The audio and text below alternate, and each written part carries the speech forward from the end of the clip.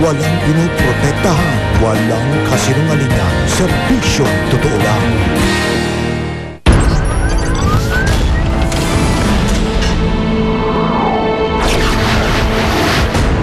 Ngayong gabi sa investigador, mga minor de edad na babae pambato ng isang bar sa pier sa Maynila. Halos lahat kami galing Bulacan. Yung iba sa Cebu, mga Bisaya yung iba.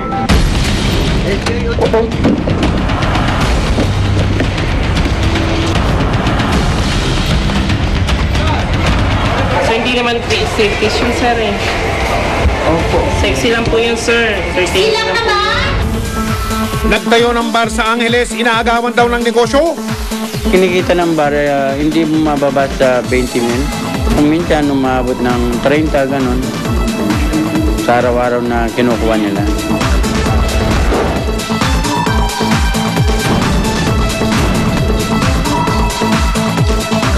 Asan yung kasama mo? Mga armadong goons, 3 taon na raw naghahari-harian sa isang subdivision sa Cavite. Kahari-harian sila dun sa lugar ng Queens Row at saka nagpapalaya sila ng mga residente ng Queens Row na wala namang basihan. Sila yung kumukubra ng mga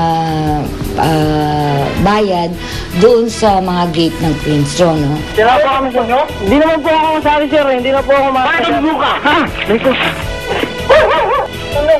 Gulo rin. Magandang gabi po, ako si Mike Enriquez at ito ang investigador. Huwag kayong bibitiw dahil ang mga kwentong isinusumbong nyo sa amin, hindi namin tatantanan.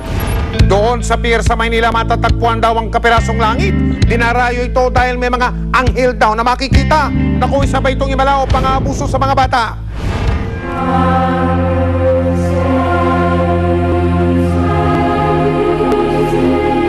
Tayong mga tao may kanya-kanya raw anghel de la guardia na gumagabay sa ating buhay-buhay. Mga anghel at kerubing kung sila'y tawagin. Pero sabi nga ng isang kwento, meron sa kanilang tila na pariwara. Kaya't ang mga kerubing ipinatapon daw ng langit sa lupa. At ang balita, may iilang bumaksak sa Maynila.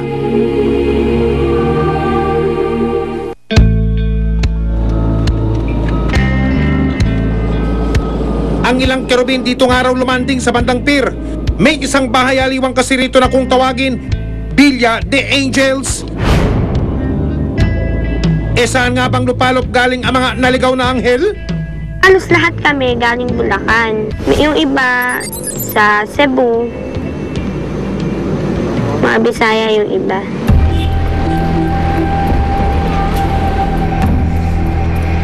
Lumipad galing probinsya dahil sa inakalang langit ang buhay sa Maynila.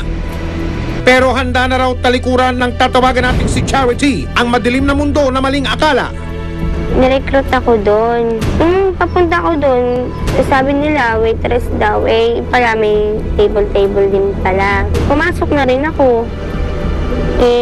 Kesa naman umuwi ako, hindi ko rin alam kung paano umuwi.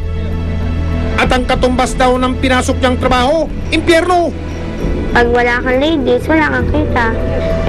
Pag di ko na kaya, yun, nasusuka na ako. Tapos, minsan nakakatulog na ako sa table. Pag meron kang bali, hindi ka pwedeng umuwi. Kasi ang isip nila na tatakasan mo sila. O ang lupit! Sa loob daw kasi ng bilya, may iba pang kerubing na tila nabubulag ng huwad na langit. Merong 14, 15, 16, ganyan. Pero may minors talaga. Meron talaga. Por Diyos por Santo, himalang may mga minor de edad sa lugar na tulad dito. Binitbit ng asset ang aming kamera para mapatunayan ang sinasabing reklamo. Una-una, pagdating sa lugar, bago ka pumasok sa bar, sa kalsada pa lang, meron na nakaabang na mga babae. Mga sexy yung suot. Una, kausapin ka nila, tapos kayayin ka na nila pumasok sa loob. Aba, ang mga itinuturong kerubin, nakamini. May mga upuan sila dun sa kaliwat kanan. May gatas pa man sa labi ang iba sa kanila, pero ang nasa ibabaw ng mesa, serbesa. Napakababata pa talaga ng edad nila. Ngayon, pag umorder sila ng beer, ng ladies drink nila, automatic yun, may kasama ng 5 pirasong lollipop. Pampawala daw ng lasa ng pait ng beer. Tila napapasubo raw sa makamundong trabaho ang mga babae sa Villa. Pero walang candy o lollipop na pwedeng makabawas sa pait ng kalunos-dulos nilang ginagawa para kumita. Pinasok rin namin ang katabing bar ng Villa. Mukhang mas nag-aapoy ang mga eksena sa lugar na ito. Kung sa kabila raw kasi mga kerubin, dito naman umaariba ang mga dancing queen. Pag maraming customer, tsaka pag ginaganahan sila, pag yung mga medyo lasing na sila, nagpapakita sila na masisela nilang bahagi ng katawan. Sa gabi, tila isa itong madilim na kanlungan. Pero pagsapit ng liwanag, maaninag ang totoo nitong larawan. Nakapinit pa ang mga pintuan. At ang makikislap na ilaw sa gabi, nakapatay ng aming datnan. Wala ang mga babaeng kagabi buhay na buhay. Dahil sa oras na ito, ang tagal at murang katawan nila maaaring nakahimlay pa. Pagsapit ng hapon, ang pintuan ng Langit Este Villa bumukas na ng unti-unti. Unang lumabas sa mga umano'y alipores na tagalinis. Maya-maya pa, namataan na ng aming kamera ang mga kerubin ng Villa. Pasimula na kasi ang gabi, kaya't bagong gising na sila. Samantalang sa pier ng Maynila, patapos na sa trabaho ang ilang istibidor at pahinante. Kaya't para maakit sila na sa Villa muna tumalaw, binuksan na muli ang mga nagkikislapang ilaw.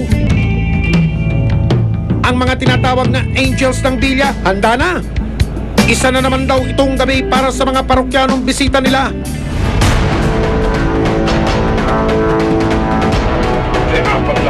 Pero ang mga tauhan ng Manila Police District o MPD gustong ilayo ang mga tao sa tukso. Sa Maynila po, bawal na po ang burles. Ibig sabihin siya na hubaran. Sa Maynila po, bawal din po ang mag-empleyo kayo na isang GRO menor de edad. Ang tanggapan ng Business Permits and Licensing Office of BPLO ng Maynila, hindi rin daw ito binigyan permiso. Yung permiso naman, lahat siyang permit na yan para sa pagtitinda lang ng alak. Wala tayong permiso para sa pagpapalabas ng mga malalaswang ganyan. Kita ang lahat. Animoy hulog sila sa langit dahil ang dalawang tanggapang ito ang mamumuno para sagipin ang mga nalilinlang na anghel sa lupa. May impyernong naghihintay sa mga dapat managot sa reklamo, pero ang mga anghel na nasa loob ng Villa may tuturing na mga biktima. At sila ang sasagipin ng mga pumapaspas na operatiba.